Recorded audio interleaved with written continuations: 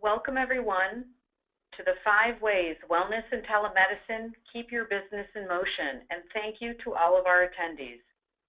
My name is Marty Nesher, President of the Business Journal News Network. This webinar is being presented by the Business Journal News Network and Excellus BlueCross BlueShield. Some quick housekeeping before we begin. If you have questions during the presentation, please type them into the chat function at any time, and our presenter will answer them at the end of her presentation. Please let me introduce Marya Vande-Doyle. Marya serves as Excellus BlueCross BlueShield's Director of Workplace Wellness and Telemedicine. She is responsible for architecting and implementing measurable strategies and programs to improve the health and wellness of our members within the communities we serve. She has led a variety of programs during her 4-year tenure with Excellus BlueCross BlueShield.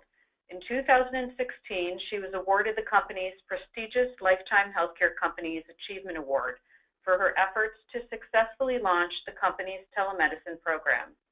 She holds a Master's of Healthcare Administration from Ohio University and a Bachelor of Arts from Simmons College. She has extensive customer-focused training from Xerox Corporation, Bayer Pharmaceuticals, and Johnson & Johnson. She understands that wellness involves more than staying healthy physically. It also involves nurturing the mind and spirit. In 2008, she and her husband launched the charity called the Green Angels. They collect and distribute gently used items throughout the year to over 1,500 children in need in Wayne County, New York. In her free time, she enjoys backcountry camping with her husband and 2 sons, gardening, sailing, and paddleboarding. And welcome to Marya. Thank you. Good morning. Thank you for your time today, and thank you to the Business Journal News Network for hosting this educational program. I am Marya Vande-Doyle, Director of Workplace Wellness and Telemedicine. It's really important for me to begin the discussion today to share with you who I am as an employee and go beyond what my credentials are in the wellness arena. So I think many of you had the opportunity to see who I am, but in order to put a face with my name, I'm going to jump ahead and focus on this slide right here. So who am I? I'm a mom. I'm a cancer survivor. I've had 2 surgeries to remove tumors in my head, and I'm a wife of 22 years. I want to be happy, I want to be productive, I want to be satisfied, and I want to be respected at home as well as at work. I'm a dedicated employee and I bring my work life home, and I also bring my home life to work. My company's wellness and telemedicine strategy works for me. Why? Because they've taken the time to get to know who I am.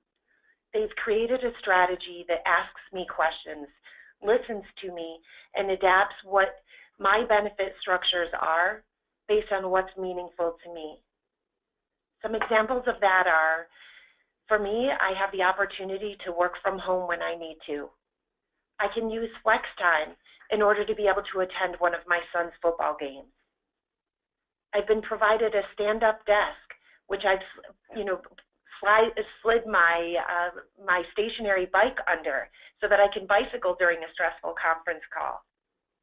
My company has made a decision to create a wellness culture that's brave, that encourages me to thrive and not survive. While my wellness journey story is unique in that I have some chronic disease and chronic illness, I think many of your employees in this story would resonate with them. Every employee has a story, and they have the influencers, and they have things that motivate them. The purpose of this discussion today is to identify how we tell a story that's meaningful and make a connection with your employees to support the overall wellness and cost of your organization.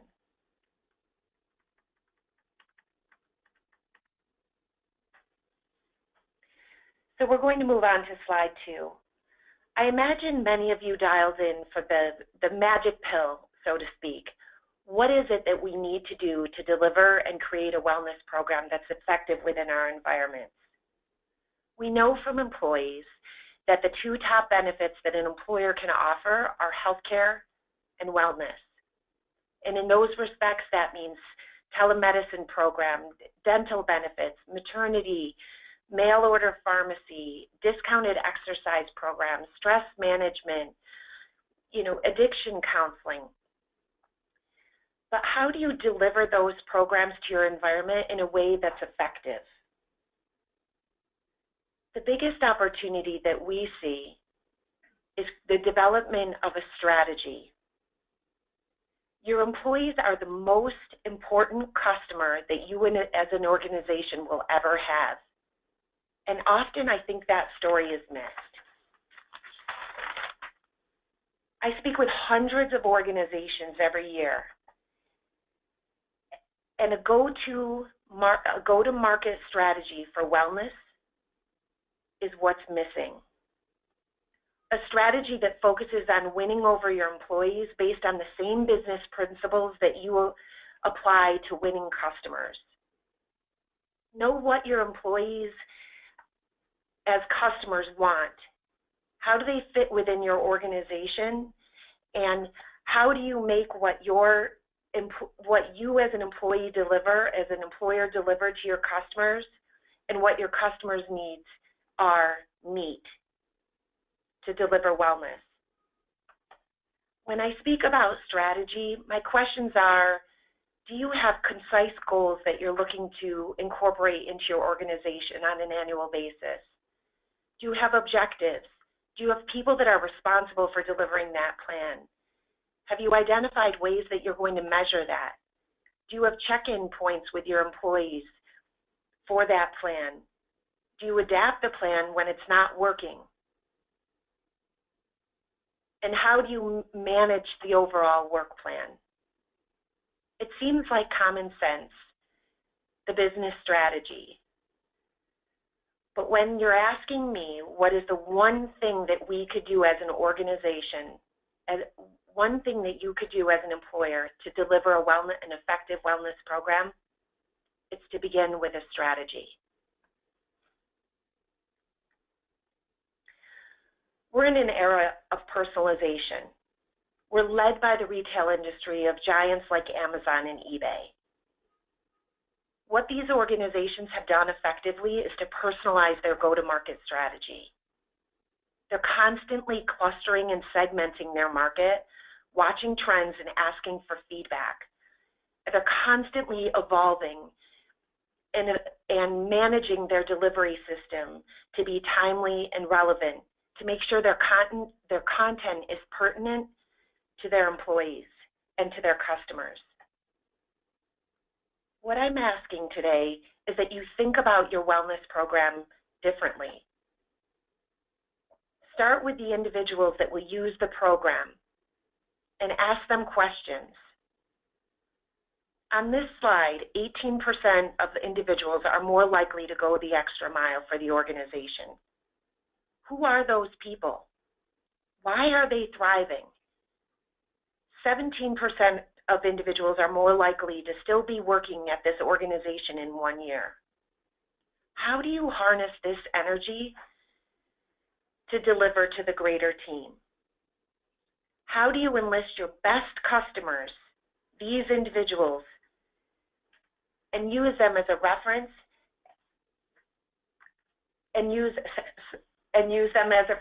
sorry, I was on the wrong slide, and use them as a reference, a use case to deliver a better wellness strategy.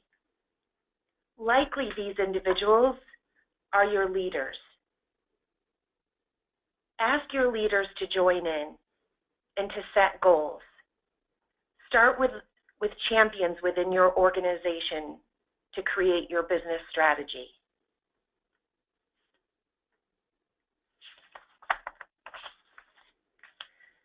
So as we move through some of these tips, the underlying condition that we want to promote is the use of a strategy. So when we think about delivering an effective wellness program, have your leaders bought into the program? And if they haven't, why? Is it because of cost savings? Is it because of bandwidth? Is it because we haven't built an effective business case to prove the value of the program? In a program, to get legs, so to speak, you need the leaders to become engaged. To teach and engage your organization the momentum that is already existing within your leadership.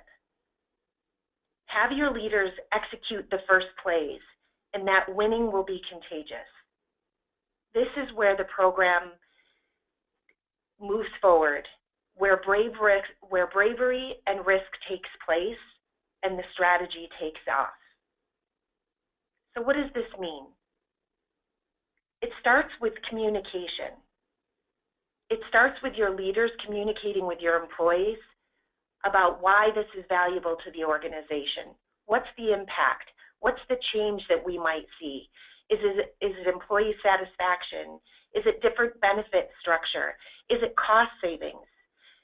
What is it exactly that's meaningful to your employees?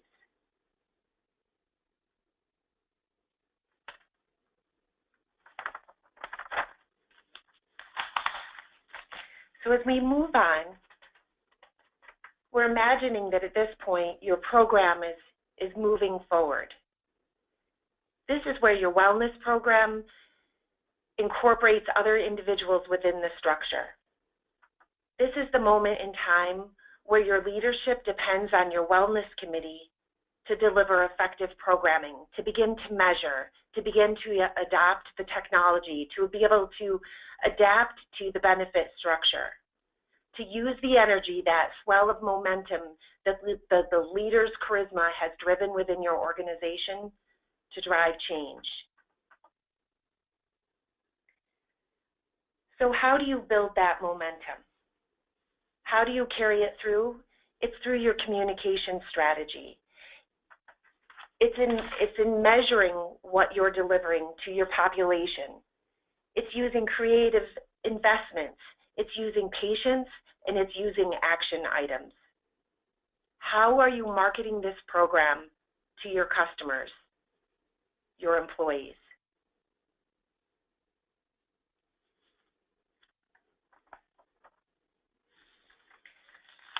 So the power of prevention. When I began the conversation, I spoke about my underlying conditions. And I drew an alignment with your team of employees, in that likely many of your employees have underlying conditions. Prevention is really the heavy lift. How do we engage those individuals or get in front of them before they actually are sick? Part of that is using a wellness strategy. A wellness strategy is no longer a nice to have. It's not just an exercise program and eating right. It's looking at your employees as a whole person, understanding what they need and what's important to them. It's delivering a wellness program before they get sick to prevent chronic conditions. It's ensuring that your employees understand what their benefit structure is. It's important that your employees understand what it means to have a preventative health visit. It's important that you take risks within this time, within the organization, because again, this is where the heavy lift takes place. I'll share an example. At the health plan, we started a program where we encouraged individuals to stretch. And when we started that, people felt uncomfortable about it. Some people kind of looked at us like we were crazy, to be quite honest. But literally, the enthusiasm and the bravery spread from desk to desk. People began to engage because people laughed, people smiled, and it felt different from what we would normally do sitting at our desks all day. We've seen this approach with a number of our different employer groups, asking employees to be brave and think differently about what's important to their health, getting up and stretching, no longer providing donuts on the lunch break and providing fresh apples or orange slices, promoting a tobacco-free workplace culture, providing discounts to a gym or offering a gym at your office environment. Think about the different ways that your environment could deploy a wellness program effectively. It could be as simple as a walking meeting. Instead of two individuals sitting at a table, walk around the corridor or walk around your parking lot and have an effective discussion. It seems so simple, but if the culture and the strategy doesn't adjust for this type of brave culture, and leadership doesn't support that, it doesn't take off.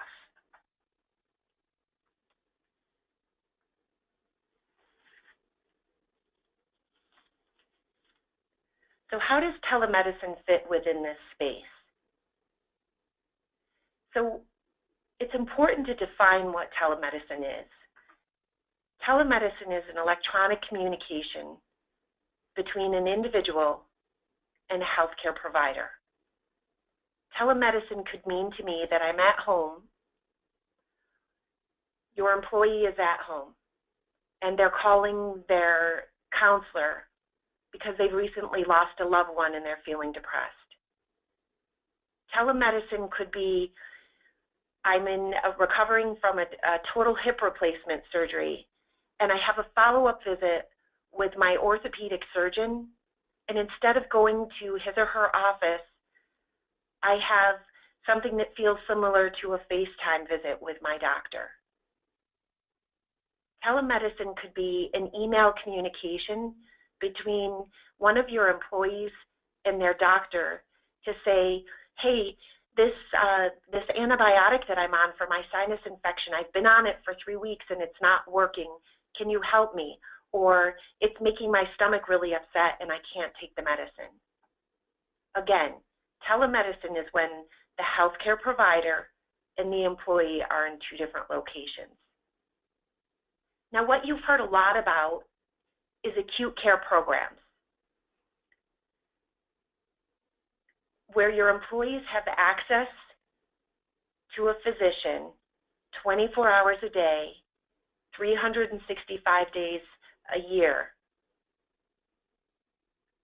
They can use their phone, they can log onto a website, or they can access a doctor through a mobile application. When you think about telemedicine within your employer group, it's important to identify with your population, are they comfortable with telemedicine? Likely, the vast majority of your employees don't even know what it is. So the biggest challenge you face as an employer is, how do you increase awareness? So how do you do that? Have you provided video demonstrations? Have you emailed your employees to talk about use cases? It's a good time to use telemedicine when you have a sinus infection, a urinary tract infection, or when you have the flu. Have you talked to employees so that they understand it's the weekend, and if you're going to go to the urgent care for a poison ivy infection or a bug bite, try telemedicine. Have you looked at your employees to say, wow, the vast majority of my employees are female and they're mothers? How does telemedicine become relative and relatable to where they are? How do we deliver a message to them at the right time, at the right place, to receive the right care? We are, as a health plan, we're seeing telemedicine take off. The biggest challenge that we face is that consumers don't know what it is and they don't feel comfortable with it. So together as an employer and as a health plan, explore what your coverage is for telemedicine. Ask your healthcare provider, do they provide telemedicine visits? Encourage your employees to call their customer service center from their health insurer to ask if they have a telemedicine benefit and what that means to them as an individual.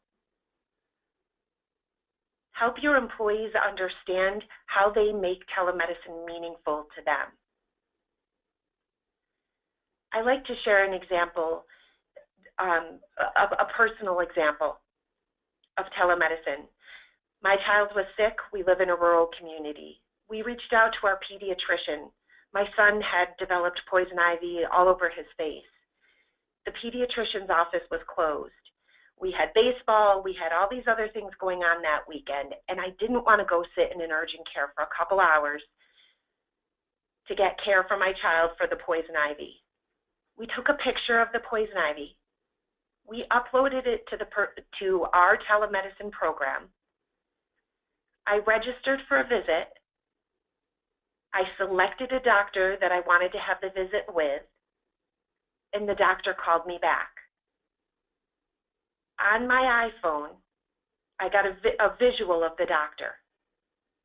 I talked to the doctor. We shared the pictures of my son's poison ivy. The doctor called in a prescription for the poison ivy. It's actually sent electronically to the pharmacy. And within 45 minutes, never having left my home, my son had seen a pediatrician, had received medical care for his poison ivy, and we had picked up the prescription. We were able to do that because we understood the application and we leveraged mobile technology. I imagine you're going to have many questions about telemedicine, and I'm here to answer those. Some of the things that are important to you as an employer in thinking about telemedicine is the aspect of your high deductible health plan members. With the acute care program specifically, when one of your employees is having an allergy or a cough, or they've got the flu, they've reached out to their primary care provider, and at that moment the primary care provider isn't available. That member is likely going to, or your employee is likely going to go to an urgent care. You have access to the cost of that information. If you have an employee that's on a high deductible health plan, help them understand the cost of that visit. If you go to an urgent care, it could range. I would say somewhere between $100 and $250. But for some of our communities, there aren't urgent cares available.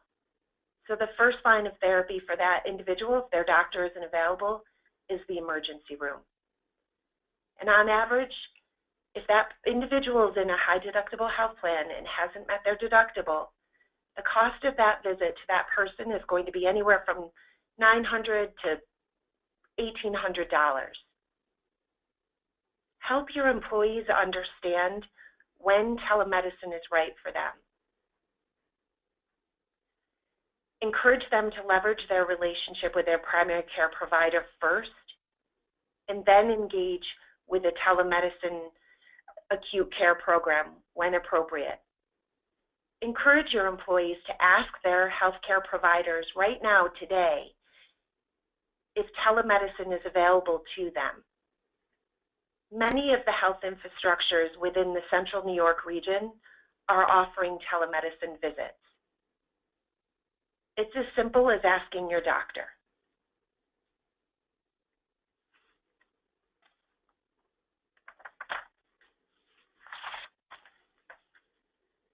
So we get the question almost every day, what's the savings related to wellness? And my answer to that question is, it depends. It depends on your strategy, your infrastructure, and your communication method with your employees. The savings can be vast. The savings can be applied to your medical cost trend. It incorporates your productivity. It includes your overall business structure. And can it hit your bottom line? It absolutely can. because as part of this, you have to have employees that understand why it's important. But you also have to have leadership that buys into the value of the program. So wellness programming, it absolutely can lower the cost of your health coverage. There's no question, because it drives overall return to you as an organization.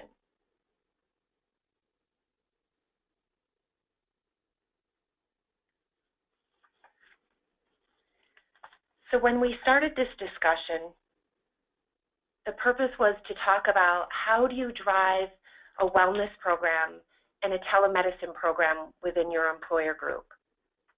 What do we see as the best practices in an effective strategy? The first place I would start is looking at your employees, asking them, what do they need? What are they looking for? What do they want? What will satisfy them? Think beyond just delivering programs without relevance. You wouldn't do that with your customers. You would want to understand what your customers' needs are first so that you could market directly to them. Determine the lifestyles that are important to your employees and lead your programming and your strategy around that. Work to create a healthy environment that's relatable. If you can't go nicotine-free, then offer a walking path.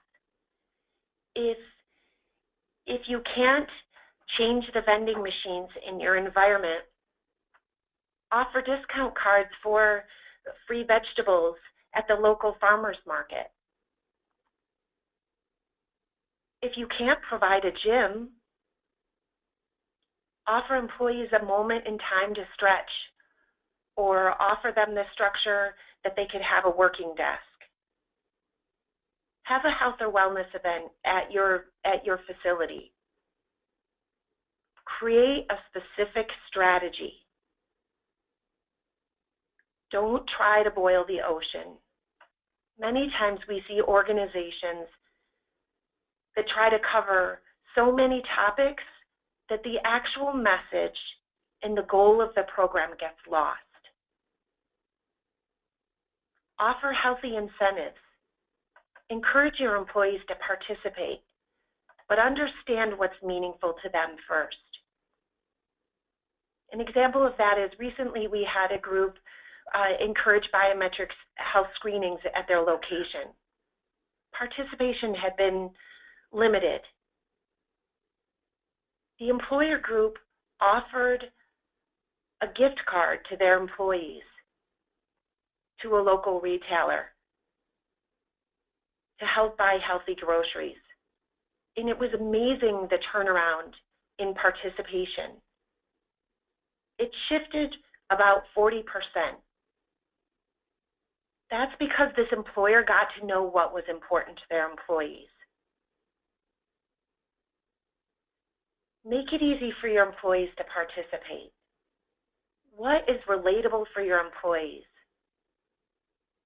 I had a dynamic discussion with another employer group where we were marketing programs, and when I really stepped back to look at why we were struggling with participation, we recognized that the majority of the audience, English was their second language.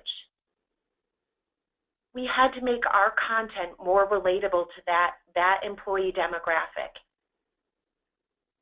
So we transitioned how we were communicating with those employees, and it delivered results. And lastly, ask for the input from your employees. Ask for the input from your leaders. Measure it. Be flexible. If it doesn't work, adopt a new strategy. Think differently. Be brave and take risks.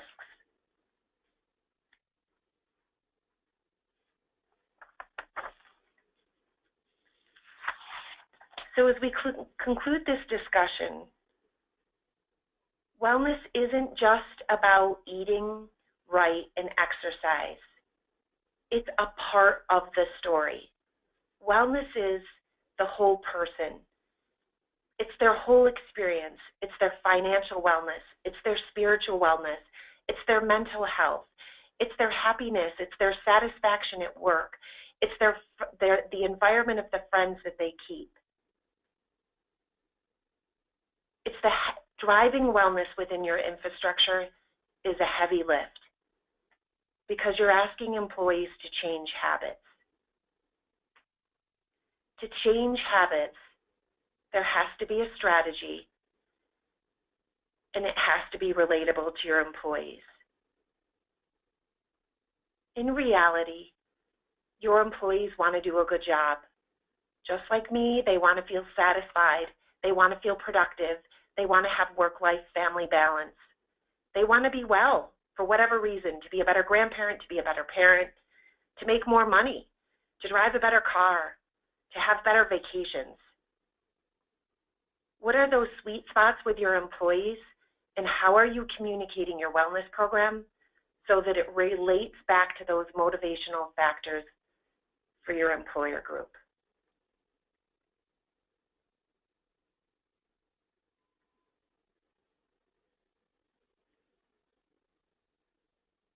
And now we'll begin our questions. Thank you. Okay, let me look through here. Give me 1 second and let's look and see some of the questions that people are asking. One of the questions that I have here is, what if your company has lots of remote workers? What are good ways to engage with them for wellness programs? Certainly. So that question comes up a lot, remote workers. The first thing that we would encourage you to do is consider how you approach your customers that aren't within your office environment. Use that business strategy to connect with your employees. Is it through email communications? Is it through using your intranet? Is it through delivering text messages? Is it through having workplace wellness and telemedicine educational providers within that environment? Is it using marketing devices that reach out to those employees? So a follow-up question to that would be then, how do we know if we've been successful? How do you know if you've been successful in reaching the remote employees? In terms of engaging with in terms of engaging with those wellness programs, how do we know that we have the engagement that we want? Absolutely. So the engagement is based on how you're going to measure the program. Is it changes in medical trend? Is it changes in registration for a specific program? Is it changes in your employer satisfaction surveys? Is it changes in the amount of employees that in your tenure? Is it a change in your disability claims? Is it changes in your sick time off? Those would be examples. Okay. Here's another question. How can I learn more about telemedicine so I can share that with my employees? So the first place I would recommend to learn more about telemedicine is to contact your insurance provider, because you really want to make sure that with your insurance plan and the product that you're participating in, it's available to your employees. So I would reach out to your sales representative or to your customer service representative to ask them, what is our benefit plan? What does this mean to us? In addition to that, you can also ask your insurer, who in my area provides telemedicine? You can ask for marketing materials. You can ask for individuals to come out to your location to teach your employees about telemedicine. You can likely download video demonstrations, or you can use national sites or state sites, such as the Department of Health, to learn more about telemedicine. Here's the question, what if your leadership isn't on board, but you know that it's worth it? How do you sell it to the senior management? When I'm presenting a program to senior leadership, it boils down to really to one thing: cost. What's the ROI for this program within our infrastructure? I need to build a business strategy and a business case to gain leadership support. And I think often we see employers go to their leadership with an idea. I'd like to do this, but we haven't thought through the greater impact of that specific program. Build that specific program into a greater ROI strategy. How does it drive productivity? How does it drive disability claims? How does it drive the tenure of your employees? What is it exactly that you're struggling within your infrastructure?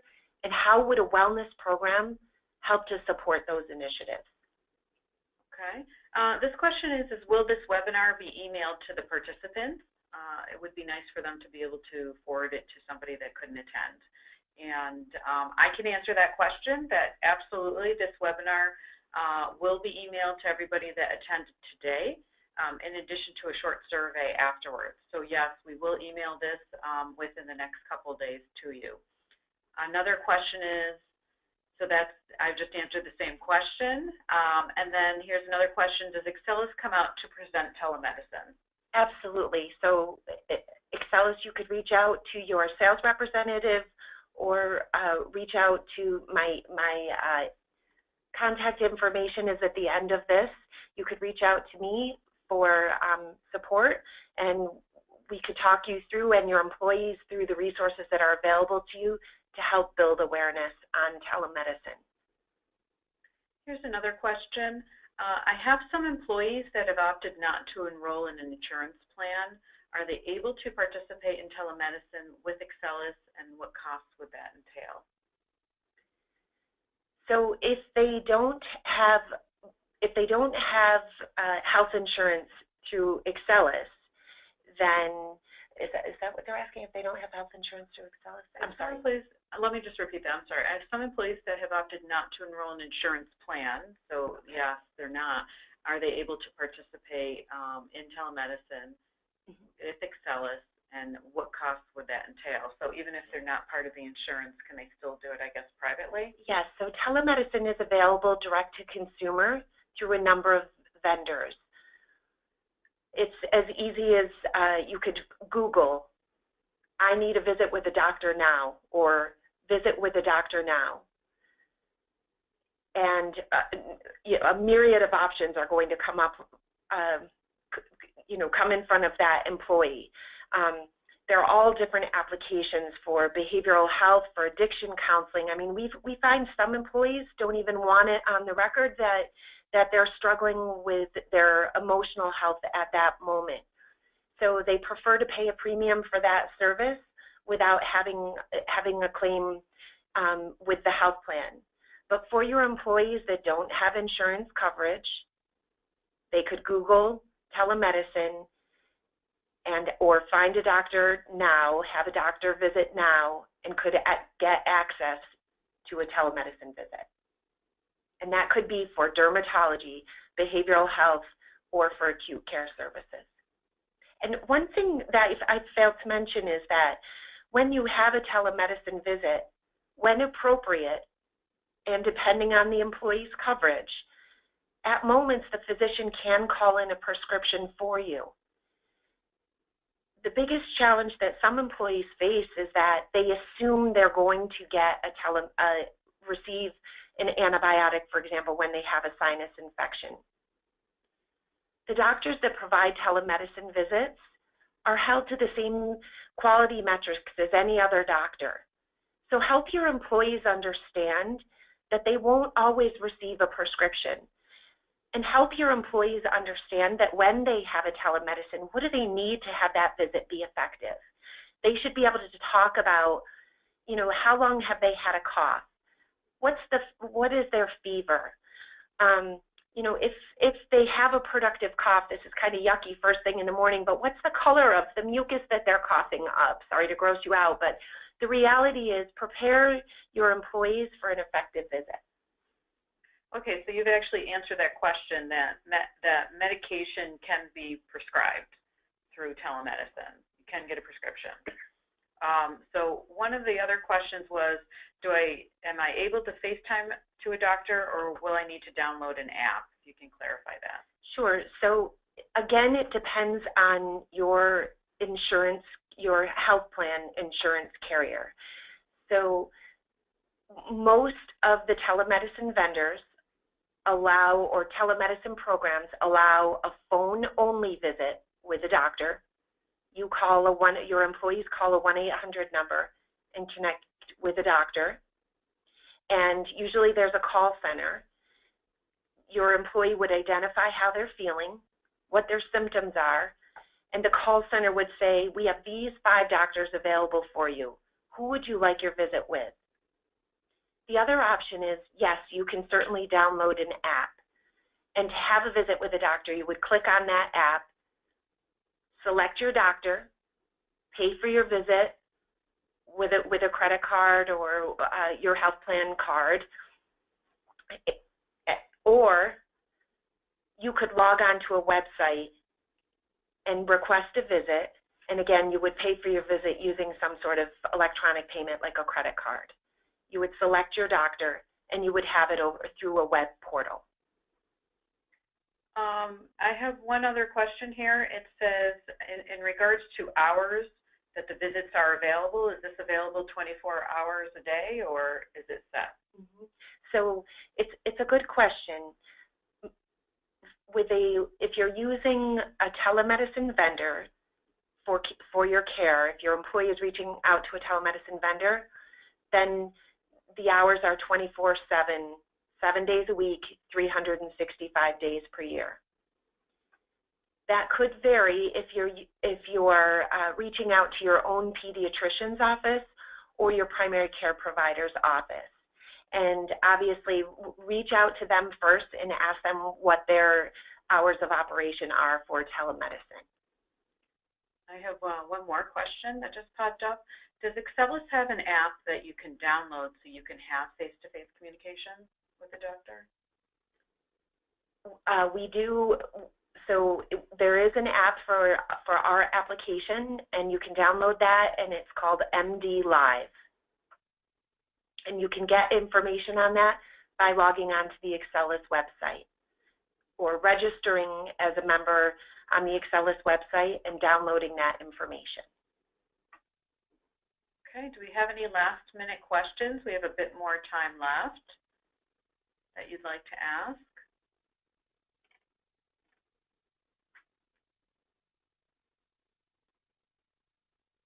I guess the last question that I would have would be, how do you budget for a wellness program? How do you even figure that out? So how do you budget for a wellness program? It's really going to be primarily dependent on what are your goals. What would you like to accomplish within your infrastructure?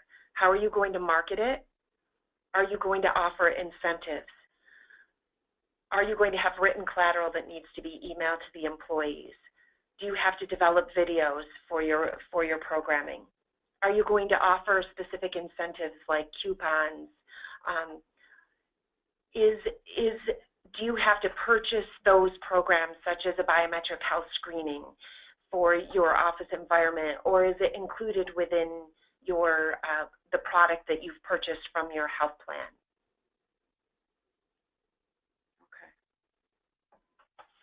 Great answer. Well, I don't see any more. Oh, wait a minute. Let me make sure.